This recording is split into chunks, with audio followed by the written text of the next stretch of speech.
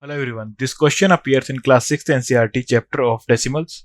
This is 8th question of its exercise 8.1. So the question says that show the following numbers on the number line. So part A is 0.2. So 0.2 lies between 0 and 1. So यहाँ जाएगा 0, -1 and 1. So इसे हम 10 सब part में divide कर लेंगे. 1, 2, 3, 4, 5, 6, 7, 8, 9 and 10. So here 0.2 means second subpart. So 1, 2.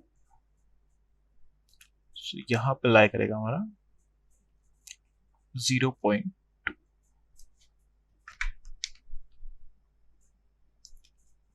B. यह 0.2 यहाँ पे आ जाएगा हमारा 1.9. So 1.9 lie between 1 and 2 whole numbers. So 0, 1, 2. So इसे हम 10 सब पार्ट में डिवाइड कर लेंगे. 1, 2, 3, 4, 5, 6, 7, 8, 9 and 10. So 1.9 means 1 plus 9 sub part. So 1, 2, 3, 4, 5, 6, 7, 8, 9. So ये हो जाएगा हमारा point 1.9. C 1.1.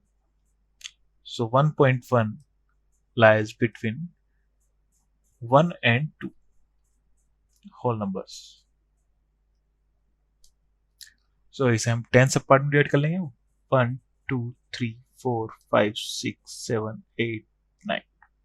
So 1.1 is one part away from 1. So ये जाएगा 1. ये जाएगा हमारा 1.1. And D 2.5. 2.5 lies between 2 and 3 whole numbers.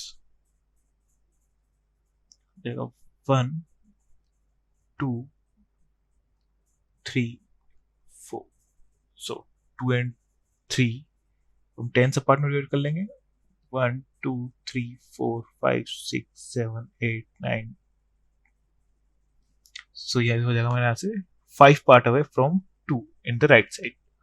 1, 2, 3, 4, 5.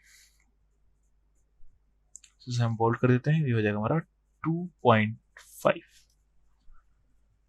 Thank you.